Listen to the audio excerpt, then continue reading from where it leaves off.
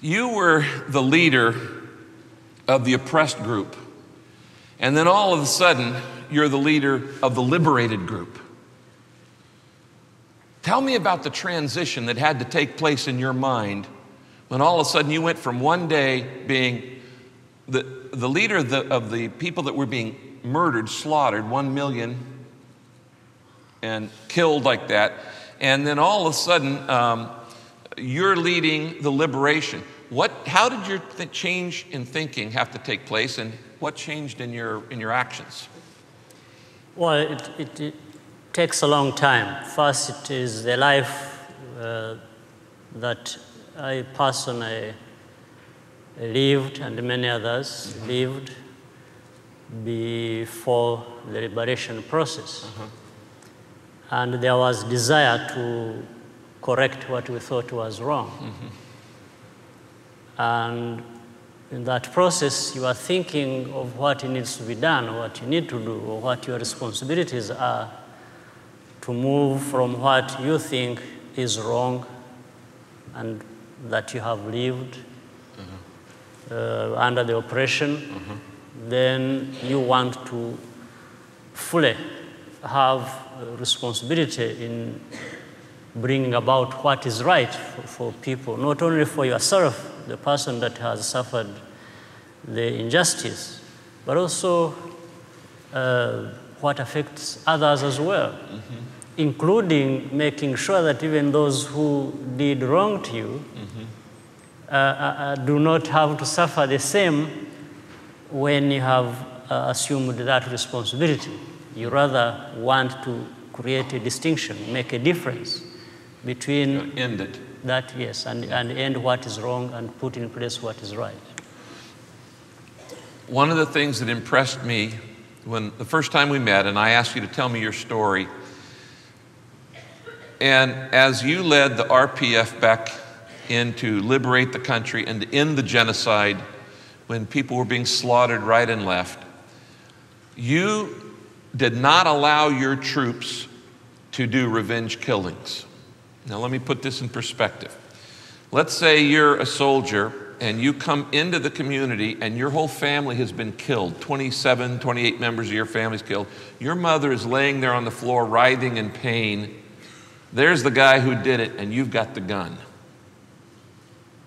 What are you going to do? And I know you told me we believe in the rule of law. We're not going. Somebody's got to stop the madness. You've got to end it.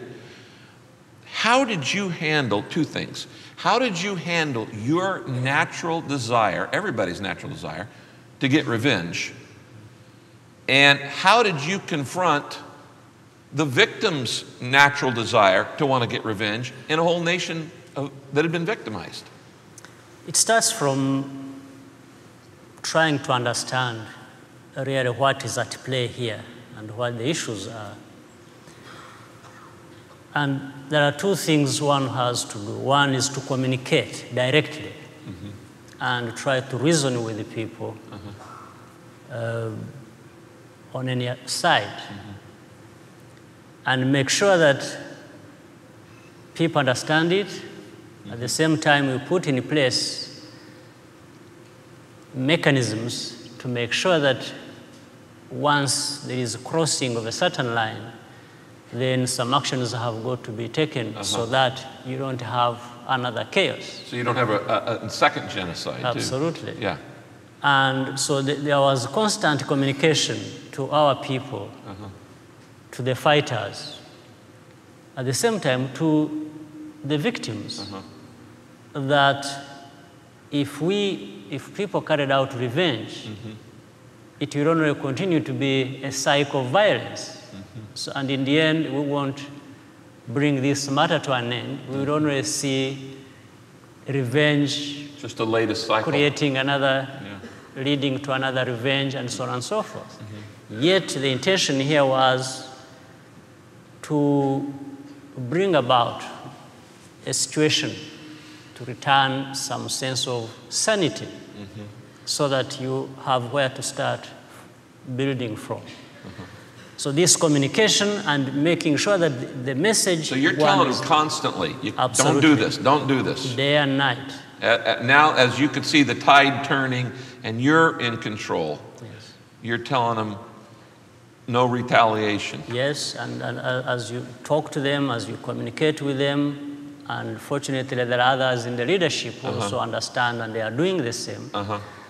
You also make sure that you are insisting on creating the rule of law, so that if certain lines are crossed, then the law has to apply to bring back to that situation where we don't see a cycle of revenge.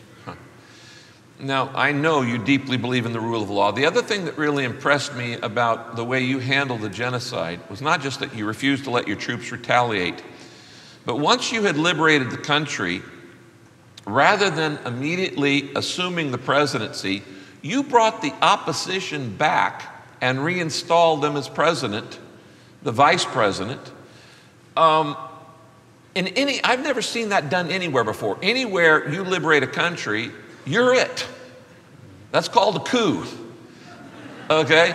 And you are in charge. And I had never seen anybody after a war, except General Washington in our own country, refuse the presidency at the start. What were you thinking?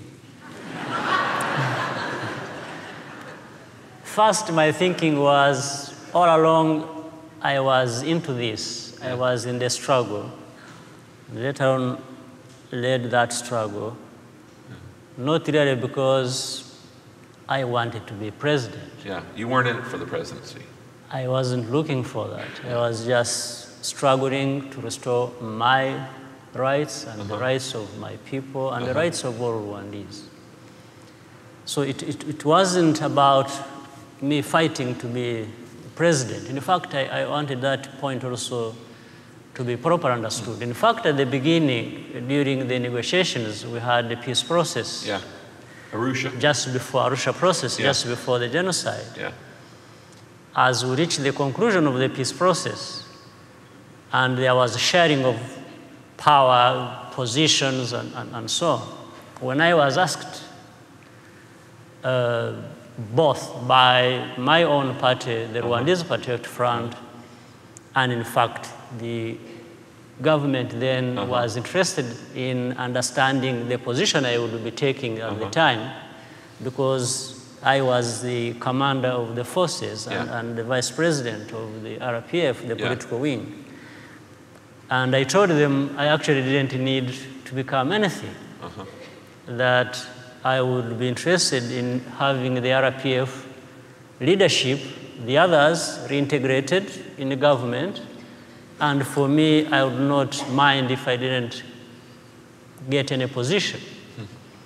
So that created a bit of confusion, because the government started accusing us, saying, this Kagame is thinking of something else. They didn't understand humility. They didn't understand. And probably thought I was, seeking to create a division or whatever. Yes, or cause another war of some kind. But that was not true. I really meant that if we could have peace in Rwanda, if we could have RPF, the Rwandese Patriotic Front, integrated in the government and so on, I would be happy. And I didn't need to have any position. And that's the position I was operating from even at the time when we took power. Even before, Yes. In fact, within the RPF, it was almost taken for granted that I would automatically become the president.